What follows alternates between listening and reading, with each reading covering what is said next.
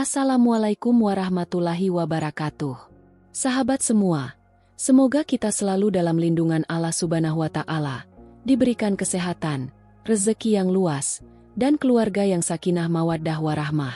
Pernahkah kalian merasa curiga ketika pasangan berubah sikap secara tiba-tiba?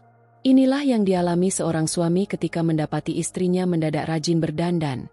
Bukan siang, bukan sore, tapi justru setiap malam. Awalnya terlihat wajar, tapi semakin lama, ia mulai bertanya-tanya, untuk siapa sebenarnya semua itu? Dan saat kebenarannya terungkap, hatinya hancur berkeping-keping. Sebelum kita mulai kisah lengkapnya, jangan lupa tekan tombol like, tinggalkan komentar terbaik kalian, dan subscribe channel ini. Semoga yang mendukung video ini selalu diberikan keberkahan hidup, rezeki yang lancar, dan cinta sejati yang tak pernah dikhianati. Amin. Malam itu seharusnya sama seperti malam-malam biasanya. Arif pulang dari bengkel dengan badan penuh keringat dan bau oli yang melekat. Ia terbiasa melihat istrinya, Nisa, menyambut dengan senyum sederhana, menyajikan teh hangat, lalu mereka berbincang ringan sebelum tidur. Namun beberapa minggu terakhir, ada sesuatu yang berubah, perubahan kecil, tapi cukup terasa. Arif mulai menyadari bahwa setiap kali malam tiba, Nisa tidak lagi buru-buru tidur setelah membereskan rumah. Justru sebaliknya, ia duduk lama di depan meja rias di kamar. Awalnya Arif tidak berpikir macam-macam. Ia mengira Nisa hanya ingin merawat diri, sekadar memanjakan wajah atau mencoba kosmetik baru. Itu hal yang wajar. Namun, seiring waktu, kebiasaan itu menjadi rutinitas yang aneh. Hampir setiap malam, saat jam sudah menunjukkan pukul 10, Nisa akan duduk di depan cermin, menyalakan lampu kecil yang membuat wajahnya terlihat jelas, lalu mulai berdandan. Ia memulaskan bedak, merapikan alis, mengoleskan lipstik, bahkan menyemprotkan parfum. Arif sering bertanya dalam hati, untuk apa semua ini? Mereka tinggal di rumah sederhana, di perumahan pinggir kota. Tidak ada tamu yang datang malam-malam. Tidak ada acara. Tidak ada alasan yang logis untuk berdandan selengkap itu ketika semua orang bersiap tidur. Suatu malam, Arif memberanikan diri untuk bertanya. Ia duduk di ranjang, memperhatikan istrinya yang sibuk memoles wajah di depan cermin. "Nis," katanya pelan, "buat apa sih dandan malam-malam gitu?" Nisa sempat terkejut, lalu tersenyum sambil terus memulas lipstik tipis di bibirnya. "Enggak, Mas. Cuma biar kelihatan segar aja. Kan gak salah kalau istri mau tetap cantik di depan suami." Jawaban itu terdengar manis, tapi Arif tahu ada yang janggal. Kalau benar untuk suaminya, kenapa Nisa lebih sering menunggu sampai Arif sudah berbaring di ranjang, kadang bahkan pura-pura tidur, baru ia mulai berdandan? Arif mencoba menepis pikirannya. Ia berkata pada dirinya sendiri bahwa mungkin ia terlalu curiga. Namun tanda-tanda kecil lain mulai muncul. Parfum di meja rias yang biasanya awet berminggu-minggu, kini habis hanya dalam beberapa hari. Lipstik yang baru dibeli sudah tampak aus. Bahkan, ada beberapa produk kecantikan baru yang tidak pernah Arif lihat sebelumnya. Lebih anehnya lagi, setiap kali Arif mencoba mendekat, Nisa seperti canggung. Ia buru-buru menutup kotak make up atau mematikan lampu meja rias. "Nis, kamu ngapain sih?" tanya Arif lagi suatu malam. Nisa tersenyum sambil mengusap pipinya. "Aku cuma pengen tetap terawat, Mas. Jangan mikir yang aneh-aneh." Tapi tatapan matanya tidak menenangkan. Justru semakin membuat Arif gelisah. Hari-hari berikutnya, kebiasaan itu semakin sering terjadi. Nisa bahkan mulai berdandan setelah tengah malam, ketika Arif sudah lelap. Namun karena tidur Arif sering tidak nyenyak, ia terkadang terbangun dan mendapati istrinya masih duduk di depan cermin, merapikan jilbab atau memoles eyeliner. Pikiran Arif semakin kacau. Untuk siapa semua ini? Kalau benar untukku, kenapa dia sembunyi-sembunyi? Kecurigaan mulai tumbuh, meski Arif berusaha keras untuk tetap berpikir positif. Ia mencoba meyakinkan diri bahwa istrinya tidak mungkin berbuat hal-hal yang melanggar kepercayaan. Tapi semakin ia menolak, semakin besar keraguan itu tumbuh. Sampai akhirnya, Suatu malam Arif melihat sesuatu yang benar-benar membuat dadanya bergetar. Nisa tidak hanya berdandan. Ia juga sibuk mengetik sesuatu di ponselnya. Wajahnya serius. Lalu ia tersenyum kecil sambil membaca balasan di layar. Arif berpura-pura tidur, tapi dari celah matanya yang sedikit terbuka, ia bisa melihat jelas ekspresi itu. Ekspresi yang jarang ia dapatkan akhir-akhir ini. Senyum yang penuh rahasia. Arif merasakan perih di dadanya. Ada rasa tidak nyaman yang makin menguat. Ia tahu, ada sesuatu yang sedang disembunyikan istrinya. Dan cepat atau lambat, ia harus tahu kebenarannya. Malam itu, ia berjanji dalam hati, kalau ini terus berlanjut, aku akan cari tahu sendiri untuk siapa sebenarnya semua dandanan malam-malam ini. Sejak malam Arif melihat Nisa tersenyum sendiri di depan ponsel, rumah mereka seperti berubah ritmenya. Siang masih terasa biasa. Nisa mencuci, menjemur, menyiapkan makan. Arif bekerja di bengkel sampai sore. Tapi begitu malam lewat jam 10, cerita berbeda dimulai. Lampu meja rias menyala, tirai jendela ditarik rapat, dan suara halus kuas make up menyapu kulit terdengar jelas di kamar yang sunyi. Arif mencoba memaklumi. Ia tahu Nisa pernah minder dengan bekas jerawatnya. Mungkin ini fase perawatan diri. Namun yang membuatnya terusik bukan sekadar berdandan, melainkan waktu dan caranya. Nisa menunggu sampai rumah benar-benar tenang, lalu merias diri seperti hendak keluar. Lipstik merah muda, eyeliner tipis, bulu mata rapih, pipi diberi highlighter ringan.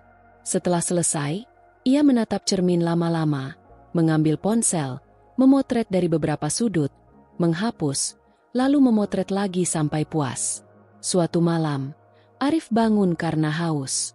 Di pantulan cermin, ia melihat Nisa menutup bibirnya dengan tisu, memoles ulang, lalu menyemprot parfum yang baru.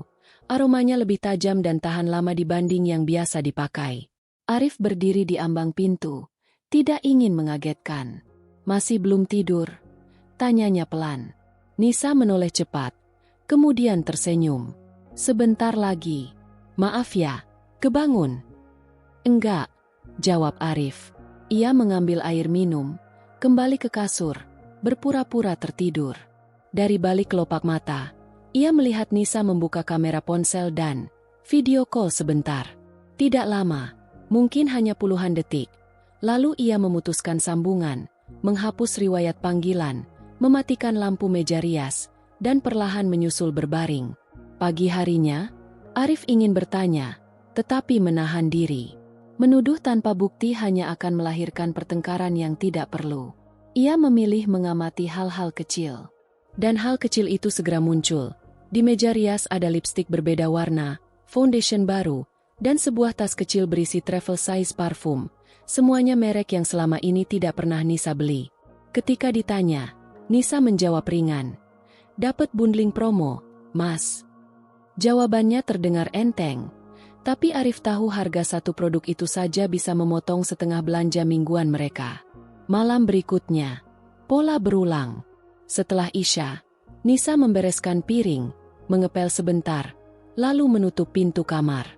Arif memutar televisi di ruang tamu supaya tidak terlihat mengawasi. Sekitar pukul 10, ia masuk pelan. Nisa sedang menyisir, menata jilbab satin warna gelap, bahan yang jarang ia pakai untuk harian. Di meja, ponsel Nisa diposisikan tegak, kamera depan siap.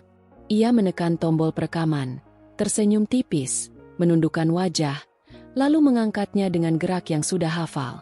Selesai merekam, Nisa memotong video, memilih bagian 3 detik paling baik, menyimpannya, dan mengirim ke sebuah kontak bernama R. Arif sempat melihat huruf itu ketika Nisa mencondongkan ponsel terlalu dekat ke lampu, cukup untuk mengunci ingatannya. Mas belum tidur?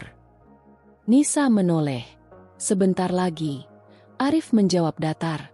Besok aku berangkat pagi. Jangan lupa sarapan, ya? Nisa menutup aplikasinya, menaruh ponsel menghadap ke bawah, dan mematikan lampu meja rias. Keesokan hari Arif bangun lebih awal. Saat Nisa di dapur, ia mengelap kaca lemari rias, kebiasaan kecil untuk menenangkan pikiran, dan menemukan catatan tempel kecil terselip di sisi cermin. Kamis jam 22.30. Kirim update. Tulisan tangan Nisa sendiri. Arif meremas udara. Update apa? Malam Kamis berikutnya, ia memastikan tetap terjaga. Jam 22.28, notifikasi ponsel Nisa bergetar di meja. Jangan lupa. Nisa menutup tirai, menyalakan ring light kecil yang selama ini Arif kira lampu belajar, lalu merias tipis. Arif berbaring miring membelakangi, tapi telinganya peka. Ia mendengar bunyi shutter, suara aplikasi terbuka, beberapa pesan terkirim, lalu nada delivered yang khas.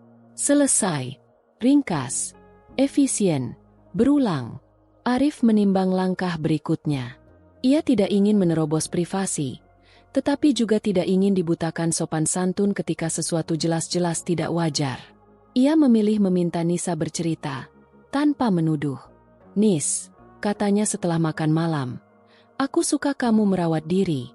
Tapi kalau ada hal lain yang kamu kejar dari semua ini, aku pengen tahu, biar aku bisa dukung. Nisa menatapnya sebentar. Aku cuma pengen percaya diri, Mas. Kalau ada kerjaan sampingan atau apa, cerita ya. Tambah Arif, membukakan ruang aman. Nisa menarik napas, tersenyum pendek. Belum ada apa-apa. Jawaban itu menutup pintu, namun tidak memadamkan rasa ingin tahu Arif. Malamnya, ia menulis 3 kemungkinan di pikiran. 1. Nisa mengikuti kelas online yang membutuhkan update tampilan. 2. Ada proyek kecil yang meminta dokumentasi. 3. Ada seseorang yang menuntut laporan visual. Pilihan ketiga membuat dadanya perih. Tapi ia tidak akan menghakimi sebelum waktunya. Beberapa malam kemudian, Arif sengaja tertangkap sedang melintas saat Nisa berdandan. Kamu cantik, ujarnya jujur. Nisa tertawa kecil. Mas bisa aja. Kalau untuk aku, kenapa selalu di jam segini? Arif mencoba ringan. Nisa menatap cermin, bukan mata Arif. Karena siang capek, malam baru sempat. Katanya sambil menolehkan pipi. Kalau gitu, besok malam aku temenin di depan cermin, canda Arif. Nisa langsung menggeleng. Terlalu cepat. Gak usah, Mas. Kamu tidur aja. Jawaban refleks itu seperti alarm. Arif tidak menekan. Ia mencatat, momen berdandan harus tanpa saksi. Di bengkel, Arif bercerita tipis ke Ogi tanpa menyebut nama. Ogi menyarankan satu hal sederhana. Cari makna, update, Kamis malam itu. Bisa jadi kerjaan titipan orang, kata Ogi. Atau ada target tertentu. Arif pulang membawa satu niat. Mengubah cara bertanya. Bukan, kenapa kamu dandan? Melainkan, untuk siapa kamu mengirim update? Kamis malam, Arif duduk di ruang tamu, membiarkan rumah hening. Jam 22.25, ia bangkit mengambil air. Di kamar, ring light sudah menyala. Nisa duduk, mengatur kamera. Arif berdiri di ambang pintu, cukup terlihat tapi tidak mengganggu. Aku ke kamar mandi, ya, katanya pelan. Beberapa menit kemudian, saat kembali, ia sengaja berjalan menyeberang cermin. Nisa refleks menutup layar ponsel. Arif berhenti, memandang wajah yang sudah rapi. Bagus, katanya, tulus. Kalau kamu kirim ke brand skincare, itu pantas dibayar mahal. Nisa tertegun sepersekian detik, lalu mengangguk kaku. Iya, semoga aja. Kata brand menggantung. Arif menangkap keraguan di ujung kalimat itu, antara membenarkan dan menutupi. Ia tidak memaksa. Ia menyalakan kipas, mematikan lampu utama, dan berbaring. Jam 22.34. Notifikasi pendek berbunyi lagi. Hening. Lalu notifikasi lain. Nada masuk yang berbeda, seperti balasan dari kontak yang sama. Nisa mengetik. Siap. Satu kata. Padat. Profesional. Terlalu profesional untuk sekadar hobi. Keesokan paginya, Arif memutuskan mengatur ulang ruang. Ia menawarkan mengganti tirai dengan yang lebih tipis agar kamar tidak terlalu pengap malam-malam. Nisa menolak, beralasan, takut terlihat dari luar. Arif mengusulkan meja rias dipindah sedikit agar cahaya tidak langsung menghadap jendela. Nisa menunda. Semua penolakan kecil itu, jika dikumpulkan, membentuk pola. Momen berdandan adalah ruang privat yang harus aman dari pandang mata. Suatu sore, Arif pulang lebih awal. Ia menemukan paket kecil di teras, box glossy tanpa merek. Di dalamnya ada lipstik, eyeliner, dan cat kuku bening. Tidak ada nota. Hanya kartu putih polos dengan tulisan, "Coba yang ini. Lebih soft." Tanpa nama. Nisa datang dari dapur, terkejut melihat paket sudah terbuka. "Itu pesanan lama," katanya cepat. Mengangkatnya dengan 2 tangan lalu memasukkannya ke laci. "Murah, bundling." "Siapa yang rekomendasikan warna?" tanya Arif santai. "Lihat di internet," jawabnya pendek, dan berlalu. Arif menghela napas. Ia tidak mempersoalkan kosmetik, ia mempersoalkan alurnya.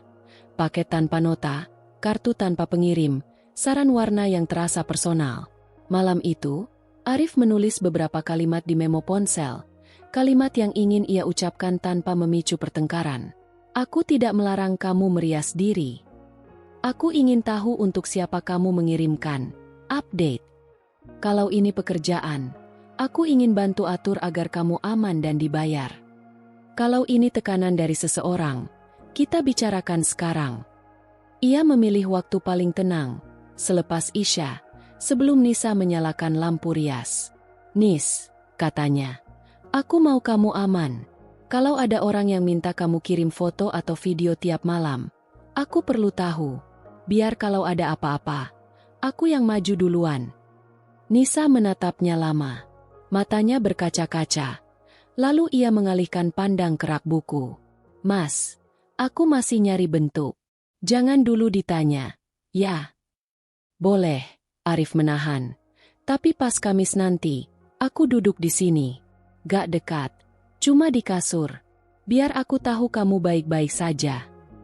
Nisa ragu. "Kamu pasti ngantuk." "Aku tahan." Malam Kamis, jam 22.30, Arif benar-benar duduk di kasur, punggung bersandar ke dinding. Ia menatap layar ponselnya sendiri, berpura-pura memeriksa pesan. Ring light menyala. Nisa menata kamera dan berhenti. Tangannya menggantung di atas lipstik. Ia menoleh ke Arif, lalu ke cermin, lalu ke ponselnya. Hening 30 detik. Arif tidak bergerak. "Santai aja," katanya lembut. "Aku cuma ada di sini." Nisa menutup ring light. "Malam ini skip, ya." Ia bangun, masuk kamar mandi, membasuh wajah. Ketika keluar, rautnya lelah. Ia mematikan lampu, berbaring menghadap dinding. Arif paham, kehadirannya di ruangan membuat update tidak terjadi. Itu bukan perawatan diri, itu kewajiban kepada pihak lain. Pagi harinya, Nisa lebih pendiam dari biasa. Ia membuat sarapan tanpa komentar, lalu sibuk menyapu. Arif membantu, tidak menekan. Di sela menyapu, ponsel Nisa berbunyi, nada pesan yang berbeda dari biasanya. Nisa melihat, menggigit bibir, dan memasukkan ponsel ke saku. Arif melihat sekilas, notifikasi pop-up singkat. Kenapa tidak ada semalam?" Nisa mengetik cepat. "Gangguan sinyal." Arif merasa dada mengeras. Ia menahan diri untuk tidak merampas ponsel. Ia memilih rute yang lebih lurus. "Nis," katanya siang itu, "malam ini aku titip kunci bengkel ke Ogi. Kalau kamu mau bercerita, pilih jamnya. Aku dengerin." Nisa menatap lama, lalu mengangguk kecil. "Nanti malam." Sepanjang hari, Arif bekerja dengan gelisah.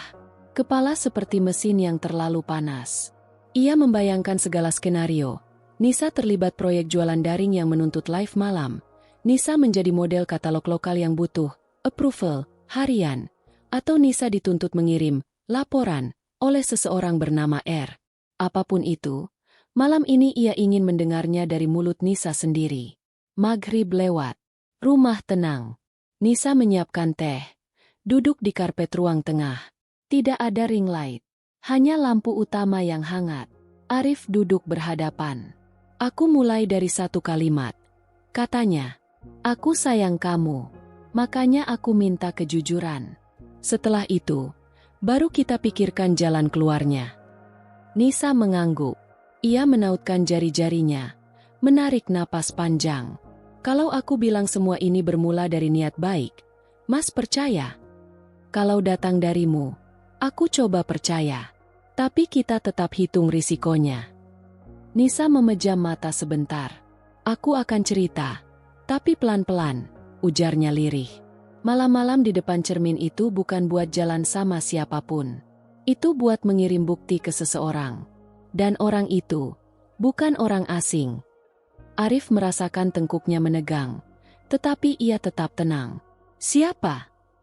Nisa menatapnya. Nanti aku jelaskan. Izinkan aku susun dulu. Arif mengangguk. Ia menerima jeda itu. Namun di dalam hati, ia tahu garis besar sudah tampak. Malam-malam di depan cermin adalah ritual laporan untuk seseorang yang menuntutnya. Siapapun yang berada di balik inisial R, dia memegang kendali, setidaknya sampai malam ini. Ketika Arif mematikan lampu dan mereka bersiap tidur, Nisa tidak menyentuh meja rias. Tidak ada ring light, tidak ada lipstik, hanya keheningan yang, untuk pertama kali dalam beberapa minggu, terasa wajar. Arif menatap langit-langit, menyadari satu hal penting. Kebenaran memang belum lengkap, tapi pintunya sudah terbuka. Dan pada detik itu juga, ia berjanji pada dirinya sendiri, apapun isi cerita besok, ia akan memilih menjadi sandaran, bukan hakim. Hari-hari berlalu, tetapi kebiasaan Nisa tidak berubah.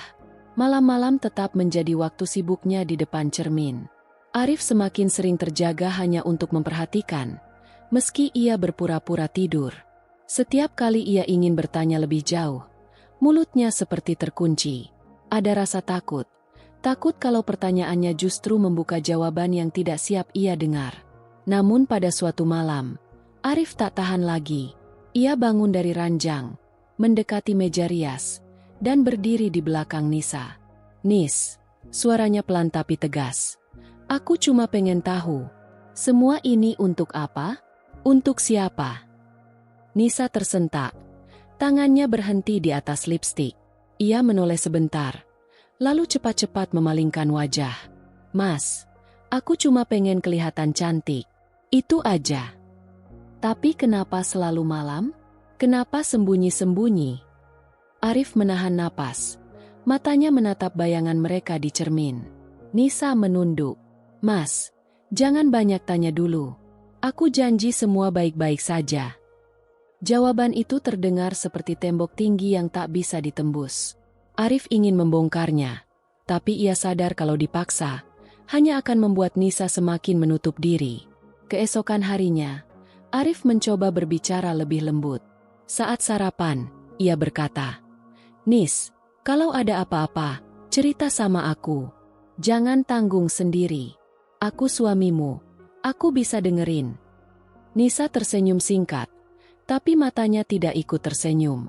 Iya, Mas. Terima kasih. Kalimat itu terdengar seperti janji kosong. Arif tahu, ada sesuatu yang ia sembunyikan.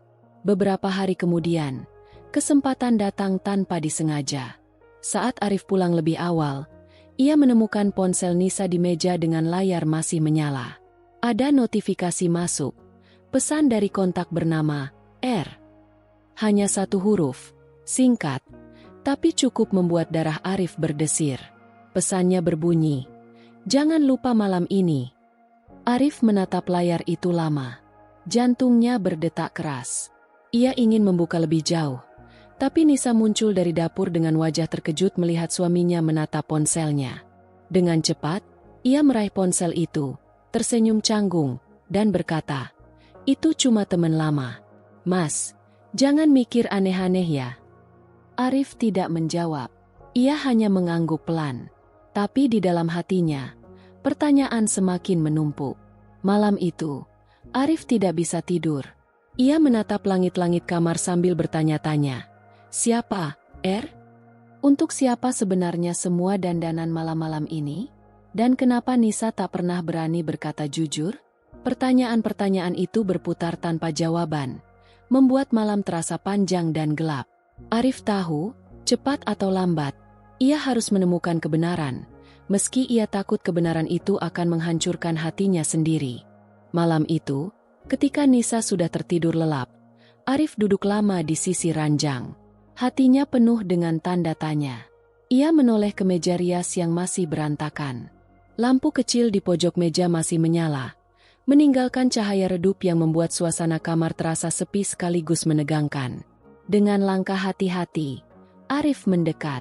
Ia menatap deretan kosmetik yang tertata rapi, lipstik dengan berbagai warna, foundation mahal, eyeliner, parfum dengan botol elegan.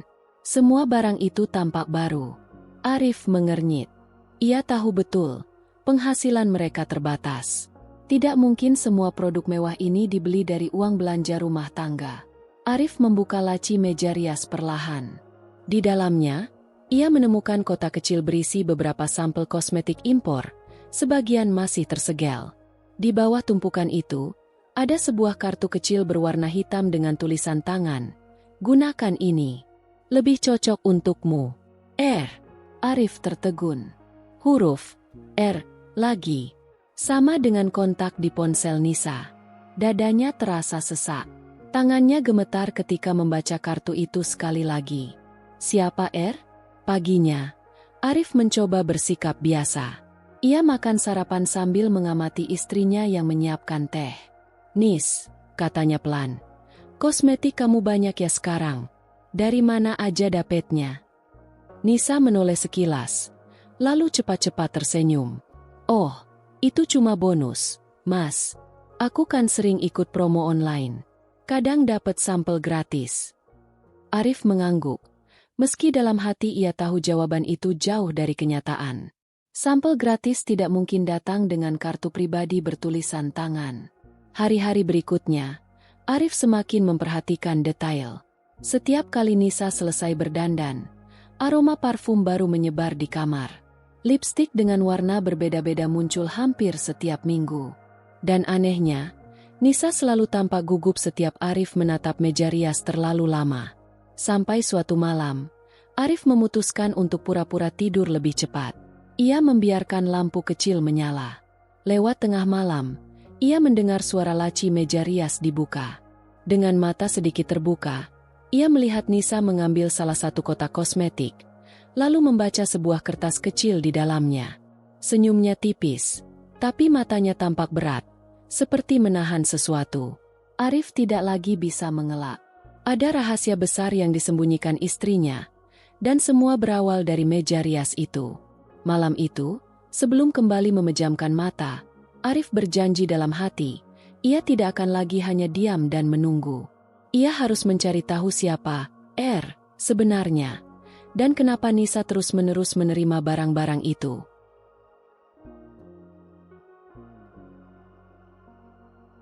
Malam itu suasana kamar begitu hening. Nisa sudah berbaring di samping Arif, seolah tertidur pulas. Namun Arif tahu, ada sesuatu yang tidak biasa. Ponsel Nisa tergeletak di meja rias. Layar menyala sebentar lalu padam lagi. Arif menarik napas dalam-dalam. Dengan hati-hati ia meraih ponsel itu. Untungnya, kunci layarnya mudah dibuka. Begitu masuk ke aplikasi pesan, matanya langsung tertuju pada sebuah nama, hanya satu huruf, R. Jantung Arif berdegup kencang ketika ia membuka percakapan itu. Di sana tertulis jelas, R. Jangan lupa malam ini kirim foto. Nisa. Iya. R. Pakai lipstik yang kemarin. Lebih cocok. Nisa. Baik. Arif menutup mata sejenak. Dadanya sesak. Semua kecurigaan yang ia simpan berhari-hari kini terjawab. Selama ini, ternyata istrinya berdandan malam-malam bukan untuknya. Semua itu untuk seseorang yang berinisial R. Pagi harinya, Arif berusaha bersikap normal. Ia duduk di meja makan sambil memperhatikan Nisa yang sibuk menyiapkan sarapan. Ingin rasanya bertanya langsung, tapi lidahnya keluh. Ia hanya berkata singkat, "Kamu tidur jam berapa semalam?" Nisa menoleh sebentar, lalu tersenyum canggung. Paling jam 11-an. Mas. Kenapa? Arif mengangguk pelan. Enggak apa-apa. Namun di dalam hatinya, pertanyaan itu berputar tanpa henti. Siapa R? Kenapa Nisa menuruti semua permintaannya? Malam berikutnya, Arif memutuskan untuk mengamati lebih dekat. Ia berpura-pura tidur lebih awal. Tepat jam 10:30, ponsel Nisa bergetar lagi. Perlahan, Nisa bangkit, duduk di depan cermin, lalu mulai merias wajahnya. Arif membuka sedikit matanya. Ia melihat Nisa mengambil ponsel, tersenyum tipis ke arah kamera, lalu memotret dirinya. Setelah itu, ia mengirim foto tersebut. Tak lama, ponsel berbunyi lagi. Balasan dari R. Senyum Nisa mengembang, meski hanya sebentar. Arif menutup mata rapat-rapat, pura-pura tidur. Tapi di balik kelopak matanya, hatinya hancur. Ia kini tahu pasti, ada seseorang di luar sana yang menjadi alasan istrinya berdandan setiap malam. Bayangan tentang pria misterius itu menghantui pikirannya. Arif sadar, ia tidak bisa terus diam. Cepat atau lambat, ia harus mencari tahu siapa sebenarnya R, dan apa yang dia inginkan dari istrinya. Arif sudah tidak bisa hanya menunggu jawaban dari senyum gugup dan alasan-alasan pendek istrinya. Ia merasa setiap malam di depan cermin itu semakin menjauhkan mereka. Maka, ia memutuskan untuk mengambil langkah. Jika kata-kata tidak bisa membuka kebenaran, maka ia harus mencari sendiri. Sore itu, Arif berpura-pura bilang kepada Nisa kalau ia akan pulang agak larut karena ada pekerjaan tambahan di bengkel. Nisa hanya mengangguk, seolah tidak begitu mempermasalahkan. Padahal, Arif sengaja bersembunyi di dekat rumah, menunggu waktu yang tepat. Sekitar jam 10 malam, ia melihat lampu kamar menyala terang. Bayangan Nisa terlihat dari jendela, duduk di depan meja rias, sama seperti malam-malam sebelumnya. Tak lama kemudian, sebuah suara kendaraan terdengar berhenti di ujung gang. Arif yang berdiri agak jauh bisa melihat samar sebuah mobil berwarna hitam pekat berhenti sebentar. Lampunya dimatikan. Arif menahan napas. Dari mobil itu, seseorang tidak turun, hanya membuka sedikit kaca jendela. Nisa keluar rumah dengan langkah cepat, mengenakan jilbab rapi dan wajah yang sudah dipoles sempurna. Ia mendekat ke mobil itu, dan tangan seorang pria tampak menyodorkan sebuah tas kecil. Nisa menerimanya, mengangguk singkat, lalu segera kembali masuk ke rumah. Mobil itu pun pergi tanpa suara. Arif yang mengintai dari balik pohon merasakan jantungnya berdetak keras. Semua rasa curiga kini semakin jelas. Bukan hanya tentang pesan singkat di ponsel, tetapi juga pertemuan nyata, meski singkat, antara istrinya dan sosok misterius itu. Setibanya di rumah, Arif masuk dengan berpura-pura baru pulang kerja. Ia melihat Nisa sudah duduk di ruang makan, meletakkan sebuah kotak makanan mewah di meja. Senyumnya tipis, tapi wajahnya tampak tegang. "Mas, kebetulan ada makanan lagi. Kita makan bareng ya?" Katanya berusaha terdengar wajar. Arif menatapnya lama, lalu duduk tanpa menjawab. Hatinya berkecamuk. Ia ingin bertanya langsung siapa pria itu, kenapa selalu ada paket makanan mahal, dan apa maksud dari semua dandanan malam-malam ini. Tapi ia memilih diam. Ia tahu, kalau ia memaksa sekarang, Nisa hanya akan mengelak lagi. Malam itu Arif makan dengan perasaan getir. Makanan yang seharusnya nikmat terasa hambar.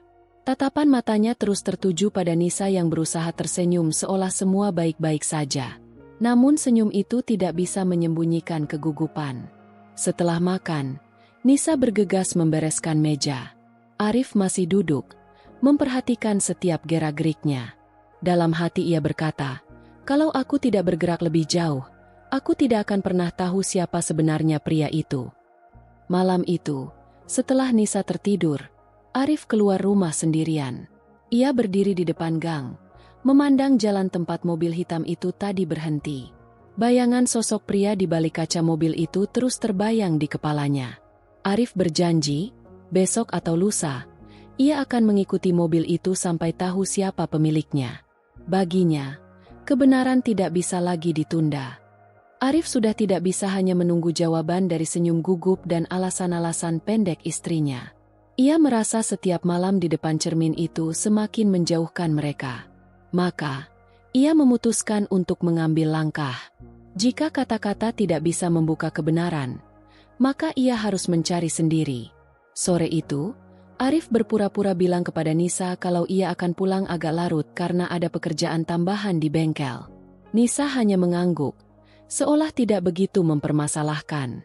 Padahal, Arif sengaja bersembunyi di dekat rumah, menunggu waktu yang tepat. Sekitar jam 10 malam, ia melihat lampu kamar menyala terang. Bayangan Nisa terlihat dari jendela, duduk di depan meja rias, sama seperti malam-malam sebelumnya. Tak lama kemudian, sebuah suara kendaraan terdengar berhenti di ujung gang. Arif yang berdiri agak jauh bisa melihat samar sebuah mobil berwarna hitam pekat berhenti sebentar. Lampunya dimatikan. Arif menahan napas. Dari mobil itu, seseorang tidak turun, hanya membuka sedikit kaca jendela. Nisa keluar rumah dengan langkah cepat, mengenakan jilbab rapi dan wajah yang sudah dipoles sempurna. Ia mendekat ke mobil itu, dan tangan seorang pria tampak menyodorkan sebuah tas kecil. Nisa menerimanya, mengangguk singkat, lalu segera kembali masuk ke rumah. Mobil itu pun pergi tanpa suara.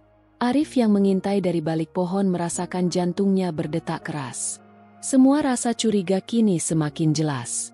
Bukan hanya tentang pesan singkat di ponsel, tetapi juga pertemuan nyata, meski singkat, antara istrinya dan sosok misterius itu.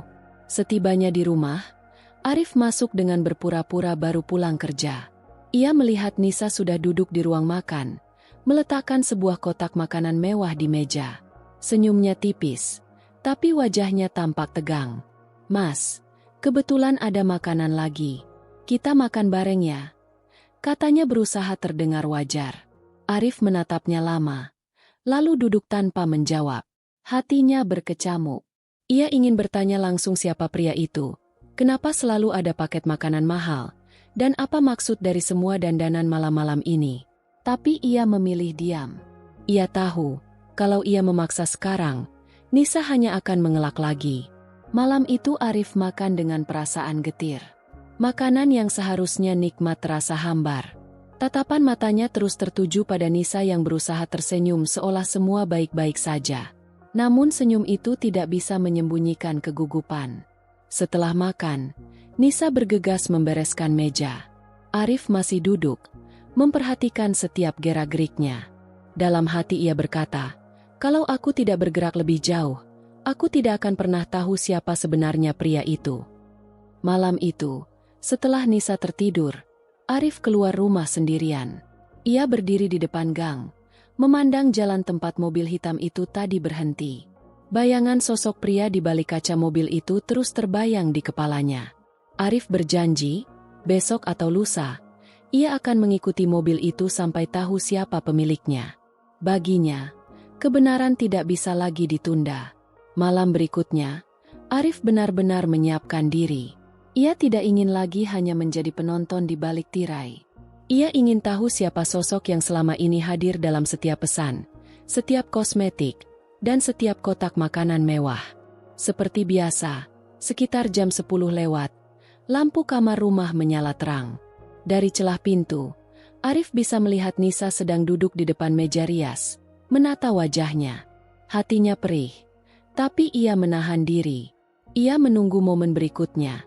Saat mobil hitam itu datang, benar saja, suara mesin halus terdengar dari ujung gang. Mobil yang sama, hitam pekat, kembali berhenti. Lampu depannya mati, hanya cahaya tipis dari dalam yang menyala. Nisa keluar rumah, wajahnya sudah rapi, membawa langkah yang hati-hati.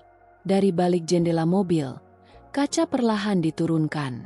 Untuk pertama kalinya, Arif melihat lebih jelas. Seorang pria duduk di kursi belakang. Usianya sekitar akhir 30-an, berpenampilan rapi dengan kemeja putih, rambut klimis, dan jam tangan mewah melingkar di pergelangan tangannya. Pria itu tidak turun, hanya menyodorkan sebuah tas berisi makanan dan kotak kecil yang tampak seperti paket kosmetik. Nisa menerimanya dengan wajah yang sulit dibaca. Ada senyum, Tapi senyum itu dipenuhi ketegangan. Ia mengangguk singkat, lalu segera kembali masuk ke rumah. Mobil hitam itu pun melaju pelan meninggalkan gang. Arif yang mengintai dari jarak aman merasakan darahnya mendidih. Kini sosok misterius itu bukan lagi bayangan, tapi nyata. Seorang pria mapan, bergaya pengusaha, yang jelas punya maksud tertentu dengan semua pemberian itu. Arif menyalakan motornya perlahan dan mulai membuntuti mobil tersebut dari kejauhan. Jalanan malam cukup sepi, hanya beberapa kendaraan yang lewat. Mobil hitam itu melaju menuju pusat kota, masuk ke area parkir sebuah restoran mewah yang terkenal dengan hidangan mahalnya. Dari kejauhan, Arif memperhatikan. Pria itu turun dari mobil, disambut sopir dan pelayan restoran dengan penuh hormat. Ia masuk ke dalam restoran dengan langkah percaya diri, seolah sudah menjadi pelanggan tetap. Tak lama, pelayan keluar membawa beberapa kotak makanan, langsung dimasukkan ke bagasi mobil. Arif menelan ludah. Semuanya mulai masuk akal. Pria itulah yang selama ini mengirim makanan mahal ke rumahnya, sekaligus memberikan kosmetik untuk istrinya. Tapi pertanyaan yang lebih berat muncul di kepala. Apa hubungannya pria itu dengan Nisa? Arif pulang dengan hati gelisah. Di rumah, Nisa sudah menunggu dengan makanan yang baru ia terima. "Mas, makan dulu. Ini enak banget," katanya sambil mencoba tersenyum. Arif hanya menatap makanan itu lama. "Nis," ucapnya perlahan, "kamu gak perlu sembunyi lagi. Aku tahu siapa yang ngasih ini semua." Wajah Nisa langsung pucat. Tangannya gemetar saat meletakkan sendok. Bibirnya bergetar, tapi ia tak bisa mengeluarkan kata. Arif melanjutkan dengan suara tenang namun tegas. "Aku lihat sendiri orangnya. Pria itu bukan orang biasa. Dan aku ingin tahu, apa hubunganmu dengan dia?" Air mata mulai mengalir di pipi Nisa. Ia menunduk, tidak sanggup menatap mata suaminya. "Mas, aku gak bisa cerita sekarang," ucapnya dengan suara bergetar. Arif menahan emosi. Ia ingin mendesak, tapi ia juga tahu, jika terlalu keras, Nisa hanya akan menutup diri semakin rapat. Malam itu, Arif memilih diam. Tapi dalam hatinya, ia sudah bertekad. Ia akan mengungkap kebenaran tentang pria misterius itu, apapun risikonya. Sejak malam Arif menyebut ia sudah tahu sosok pria itu, Nisa berubah. Senyumnya tetap ada, tapi bukan lagi senyum tulus seperti dulu. Senyum itu terasa seperti topeng, dipaksakan agar tidak menimbulkan pertanyaan. Namun Arif bisa membaca jelas, di balik senyum itu ada luka. Ada rahasia besar yang menekan batinnya. Pagi-pagi, Nisa tetap beraktivitas seperti biasa. Ia menyiapkan sarapan, mencuci, merapikan rumah. Dari luar, semua tampak normal. Tetapi Arif bisa melihat tangan istrinya sering gemetar. Matanya berkaca-kaca meski ia berusaha menyembunyikan. Setiap kali Arif menatapnya, Nisa buru-buru mengalihkan pandangan. Arif merasa sakit melihat itu. Ia tahu Nisa menderita, tapi memilih diam. "Kenapa kamu gak mau cerita, Nis? Apa yang sebenarnya kamu takutkan?" batin Arif. Suatu malam, Arif duduk di ruang tamu lebih lama dari biasanya. Nisa keluar kamar, sudah mengenakan jilbab dan sedikit make up tipis meski sudah larut. Ia kaget melihat Arif masih terjaga. "Mas belum tidur?" tanyanya gugup. Arif menatapnya dalam. "Nis, sampai kapan kamu mau begini? Aku bisa lihat, kamu gak tenang. Senyummu bukan lagi senyum yang aku kenal." Nisa terdiam, matanya bergetar. Ia mencoba tersenyum, tapi air matanya malah jatuh. "Mas, aku gak kuat. Tapi aku juga takut kalau aku cerita. Mas akan benci aku." Arif berdiri, mendekat, dan memegang pundaknya. "Aku gak akan benci kamu, Nis. Aku cuma ingin tahu kebenarannya. Apapun itu, biar kita hadapi sama-sama." Nisa menunduk, bahunya bergetar menahan tangis. Tapi ia tidak menjawab. Ia hanya berlari kecil masuk ke kamar dan mengunci pintu. Arif berdiri di depan pintu, mendengarkan suara isak tangis yang tertahan di baliknya. Malam-malam berikutnya, Nisa tetap berdandan. Tapi kali ini, Senyum yang ia tunjukkan ke cermin bukan lagi senyum penuh percaya diri. Itu senyum pahit, senyum orang yang terjebak. Ia mengambil ponsel, mengambil foto, mengirimnya, lalu duduk lama dengan wajah kosong. Arif yang berpura-pura tidur bisa melihat jelas semua itu. Ia merasa hancur. Bukan hanya karena istrinya menyembunyikan sesuatu, tapi karena ia tahu Nisa sebenarnya terluka. Siapapun pria itu, dia sudah membuat istriku hidup dalam tekanan, gumam Arif dalam hati. Dan aku gak akan tinggal diam. Malam itu, setelah Nisa tertidur, Arif duduk di tepi ranjang sambil menatap wajah istrinya. Wajah yang tampak damai saat tidur, tapi penuh resah saat bangun. Ia mengusap rambut Nisa perlahan dan berbisik, "Aku janji, aku akan bongkar semua ini. Aku akan lindungi kamu, bahkan dari hal yang kamu sembunyikan sekalipun."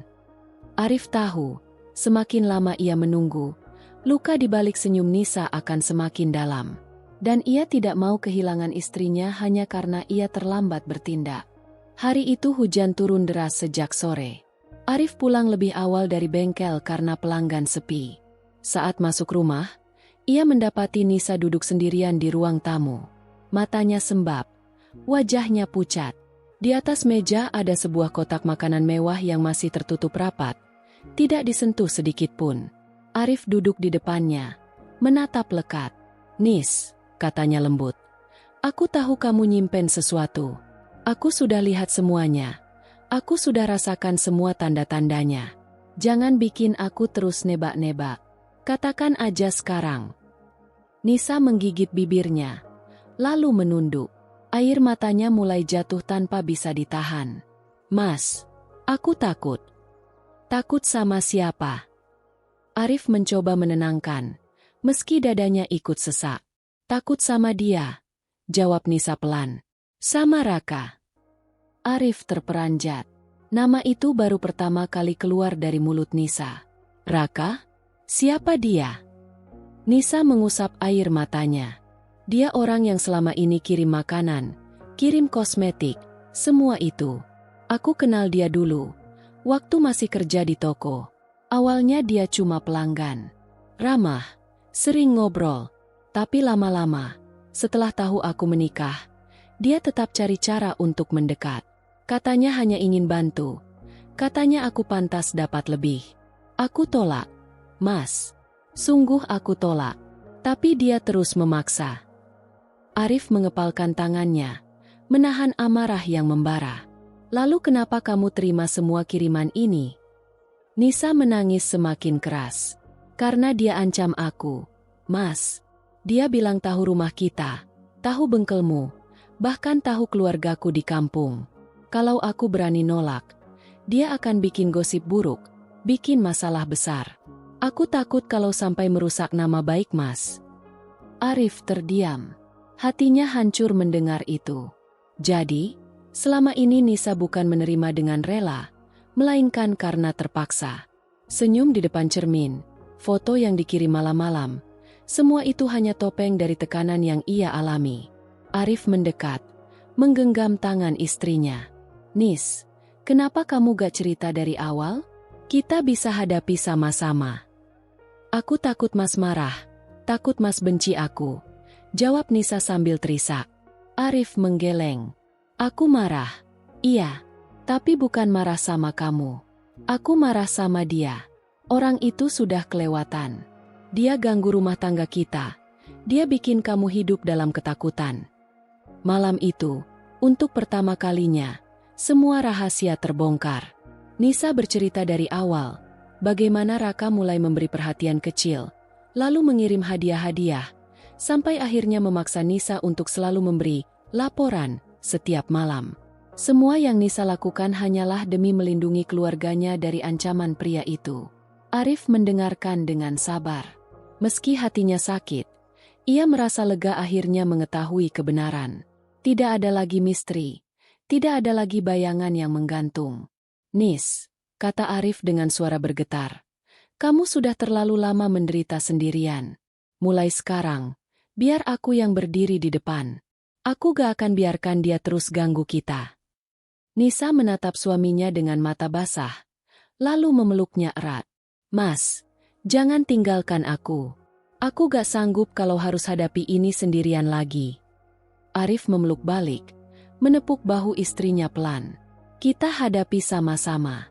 Apapun risikonya, aku janji."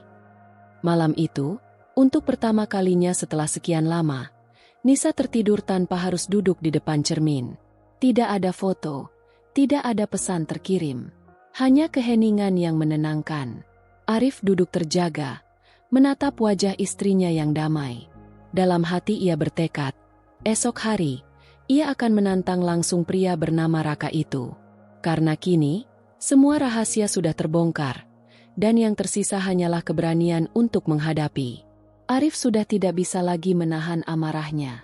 Nama Raka kini jelas, bukan lagi sekadar inisial di layar ponsel atau kartu kecil di kotak kosmetik. Ia tahu, selama pria itu masih merasa berkuasa, rumah tangganya tidak akan pernah tenang. Malam itu, setelah memastikan Nisa tertidur, Arif duduk di ruang tamu. Ia memikirkan cara bagaimana menghadapi Raka.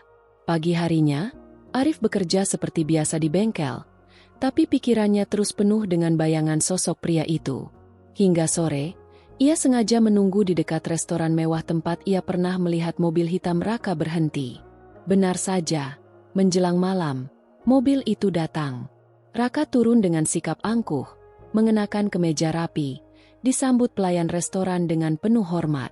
Arif tidak ingin kehilangan kesempatan. Ia berjalan mendekat, berdiri di depan mobil itu. Saat Raka hendak masuk kembali setelah memesan makanan, Arif menegurnya dengan suara rendah namun tegas. "Kamu Raka, kan?" Pria itu menoleh, tersenyum tipis. "Dan kamu pasti Arif. Aku sudah dengar banyak soal kamu." Arif menatap tajam. "Aku cuma mau bilang satu hal. Berhenti ganggu istriku. Hentikan semua kirimanmu. Hentikan ancamanmu." Raka terkekeh pelan.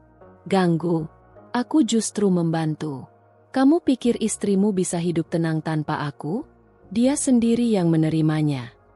Arif mengepalkan tangan, menahan amarah. Dia terima karena terpaksa. Karena kamu mengancam. Itu bukan bantuan, itu pemaksaan. Raka mendekat, menatap mata Arif dengan sombong. "Kalau kamu berani melawan, kamu tahu risikonya. Aku bisa bikin bengkelmu bangkrut. Aku bisa bikin gosip jelek tentang istrimu. Kamu pikir kamu sanggup lawan aku?" Arif menghela napas panjang, lalu berkata dengan suara mantap, "Aku bukan orang kaya, tapi aku punya harga diri. Kalau kamu berani sentuh keluargaku lagi, aku gak akan tinggal diam." Sesaat suasana tegang. Sopir Raka tampak gelisah, siap menahan kalau terjadi keributan. Namun Raka akhirnya hanya tersenyum dingin. "Kita lihat nanti, Arif. Kita lihat siapa yang lebih kuat." Ia masuk ke mobil, lalu pergi meninggalkan Arif yang berdiri tegak di tempat. Sesampainya di rumah, Nisa langsung menghampirinya dengan wajah cemas. "Mas, kemana aja? Aku takut sesuatu terjadi." Arif duduk, menarik napas berat. "Aku ketemu Raka. Aku sudah bilang langsung padanya. Aku gak akan biarkan dia ganggu kita lagi." Nisa menutup mulutnya dengan tangan. Air mata mengalir deras. "Mas, kenapa berani sekali? Aku takut dia balas dendam." Arif menggenggam tangannya erat. "Aku harus berani, Nis. Kalau tidak, kita akan terus hidup dalam ketakutan. Biarlah dia tahu, aku gak akan tunduk pada ancamannya." Malam itu, Nisa menangis di pelukan Arif. Tangis lega, bercampur takut, bercampur syukur. Untuk pertama kalinya, ia merasa tidak sendirian lagi. Suaminya berdiri di depannya, siap menghadapi apapun yang datang. Sejak malam konfrontasi itu, suasana rumah Arif dan Nisa tidak pernah benar-benar tenang. Dari luar, semua tampak biasa. Arif tetap membuka bengkel, Nisa tetap mengurus rumah. Tetapi di dalam hati mereka, selalu ada bayangan ancaman dari Raka. Benar saja, tak butuh lama sampai tanda-tanda muncul. Beberapa pelanggan tetap bengkel Arif tiba-tiba berhenti datang. Ada yang bilang bengkel lain lebih murah, Ada juga yang memberi alasan mengada-ada. Arif tahu, itu bukan kebetulan. Raka sudah mulai bergerak, menggunakan pengaruhnya untuk menekan perlahan. Di rumah, Nisa juga tidak lepas dari teror. Pesan singkat masuk hampir setiap malam. Kenapa kamu berani ikut campur, Arif? Kalau kamu pikir bisa lepas dariku, kamu salah. Aku bisa hancurkan semua milikmu kapan saja. Nisa sering menangis diam-diam saat membaca pesan itu. Arif tahu, meski ia berusaha menenangkan, rasa takut tetap ada. Suatu malam, Arif duduk bersama Nisa di ruang tamu. Lampu redup, suasana sunyi. Nis, katanya pelan, kita harus ambil keputusan. Kita gak bisa terus-terusan begini. Nisa menatapnya dengan mata berkaca-kaca.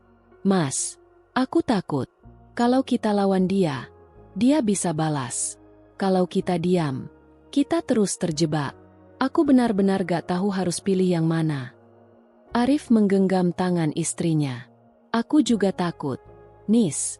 Tapi aku lebih takut kalau kita biarkan dia terus kendalikan hidup kita. Kita harus pilih, diam dan menyerah, atau bangkit dan melawan. Air mata Nisa jatuh. Kalau kita lapor polisi, itu salah satu jalan, jawab Arif tegas. Tapi kita harus siap dengan semua risikonya. Dia orang berpengaruh. Dia pasti punya cara untuk melawan balik. Tapi ingat, kita punya bukti. Foto, pesan, semua kiriman itu. Itu bisa jadi senjata kita. Nisa menunduk, terisak. Mas, aku lelah. Aku gak sanggup lagi hidup dengan ketakutan seperti ini. Arif meraih bahunya, menatap dalam. Justru karena itu, kita harus tentukan pilihan sekarang. Kita mau terus hidup di bawah ancamannya, atau kita berani lepas, apapun risikonya. Malam itu panjang. Mereka berbicara lama, menimbang segala kemungkinan. Nisa masih diliputi ketakutan, tapi di balik air matanya, ada sedikit keberanian yang mulai tumbuh. Akhirnya, dengan suara bergetar, ia berkata, Mas, aku ikut keputusanmu. Kalau Mas yakin kita harus melawan, aku siap. Aku gak mau terus sembunyi. Aku ingin bebas dari dia. Arif menghela napas lega. Itu yang aku tunggu. Nis, kita hadapi ini sama-sama. Kita gak akan kalah. Hari itu menjadi titik balik. Pilihan sudah diambil. Mereka tahu jalan ke depan penuh resiko. Raka bisa saja melakukan balasan lebih kejam. Bisa saja mencoba menjatuhkan mereka dengan cara apapun. Tapi mereka juga tahu, hanya dengan keberanian, mereka bisa merebut kembali hidup mereka. Dan malam itu, meski masih dengan rasa cemas, untuk pertama kalinya Nisa tidur dengan lebih tenang. Bukan karena ancaman hilang, tapi karena kini ia tahu, ia tidak lagi menghadapi semuanya sendirian. Hari-hari setelah mereka memutuskan untuk melawan terasa seperti ujian terakhir. Arif dan Nisa menyiapkan semua bukti yang mereka punya. Pesan ancaman, foto kosmetik dengan kartu bertanda inisial R, rekaman video saat mobil hitam datang ke depan rumah, bahkan tangkapan layar percakapan. Semua disimpan rapi dalam sebuah map. Arif tahu, menghadapi orang seperti Raka bukan hal mudah. Ia punya uang, punya kuasa, dan punya banyak orang yang bisa diperalat. Tapi Arif percaya, kebenaran akan selalu lebih kuat daripada ancaman. Suatu pagi, Arif menggandeng tangan Nisa menuju kantor polisi. Nisa gemetar, wajahnya pucat. Mas, aku takut. Bagaimana kalau dia balas? Arif menatapnya dengan penuh keyakinan. Kamu gak usah takut lagi, Nis. Selama ini kamu diam karena ingin melindungiku. Sekarang biar aku yang melindungi kamu. Kita hadapi ini sama-sama. Di kantor polisi, mereka menyerahkan semua bukti dan menceritakan kronologi dengan lengkap. Petugas mendengarkan serius, mencatat setiap detail, lalu berjanji akan menyelidiki kasus tersebut. Untuk pertama kalinya setelah sekian lama, Nisa merasa sedikit lega. Ada orang lain yang akhirnya tahu apa yang ia alami. Tak butuh waktu lama, berita tentang Raka mulai tersebar. Ternyata, bukan hanya Nisa yang menjadi korban. Ada beberapa perempuan lain yang mengalami hal serupa. Diberi hadiah, ditekan, lalu dipaksa mengikuti permintaan-permintaannya. Laporan demi laporan masuk, dan nama Raka yang selama ini terlihat terhormat di mata publik, perlahan runtuh. Raka mencoba melawan. Ia mengirim pesan terakhir ke Nisa. "Kamu pikir bisa hancurkan aku? Kamu akan menyesal." Namun kali ini, Nisa tidak gemetar. Ia menunjukkan pesan itu ke Arif, dan bersama-sama mereka menyerahkannya ke polisi sebagai bukti tambahan. Beberapa minggu kemudian, kabar besar muncul di media lokal. Raka ditangkap atas tuduhan pemerasan dan intimidasi. Foto dirinya muncul di surat kabar. Wajah yang dulu angkuh kini penuh rasa malu. Bisnisnya mulai ditinggalkan orang-orang. Reputasinya hancur. Arif membaca berita itu dengan perasaan campur aduk. Bukan kebahagiaan yang ia rasakan, tapi kelegaan. Ia menatap Nisa yang duduk di sampingnya. Kali ini benar-benar tersenyum. Senyum tulus, tanpa beban. "Mas, semua ini akhirnya selesai," bisik Nisa. Suaranya bergetar. Arif menggenggam tangannya erat. "Iya, Nis. Kita berhasil melewatinya. Kamu gak perlu lagi sembunyi di balik senyum yang palsu. Mulai sekarang, kita bisa hidup apa adanya." Air mata Nisa jatuh, tapi kali ini air mata syukur. Ia memeluk suaminya erat, merasa beban berat yang selama ini menghimpit dadanya akhirnya lepas. Hari-hari berikutnya, hidup mereka memang tidak langsung sempurna. Bengkel Arif harus berjuang kembali menarik pelanggan. Nisa pun butuh waktu untuk menghapus trauma yang tersisa. Tapi satu hal yang pasti, mereka tidak lagi hidup dalam ketakutan. Setiap malam, kamar mereka kembali sunyi. Tidak ada lagi ring light yang menyala. Tidak ada lagi foto yang harus dikirim ke seseorang. Yang tersisa hanya canda kecil sebelum tidur, doa bersama, dan rasa syukur karena masih bisa saling menggenggam tangan. Arif menatap wajah istrinya suatu malam, lalu berbisik, "Aku bangga sama kamu. Kamu berani keluar dari semua ini. Kamu kuat." Nisa tersenyum, menatap mata suaminya. "Aku kuat karena kamu ada di sampingku, Mas." Dan malam itu, mereka tidur dengan hati tenang. Karena akhirnya, rahasia yang selama ini menjerat mereka sudah terbuka. Ancaman sudah berakhir. Luka memang ada, tapi luka itu menyatukan mereka lebih erat dari sebelumnya.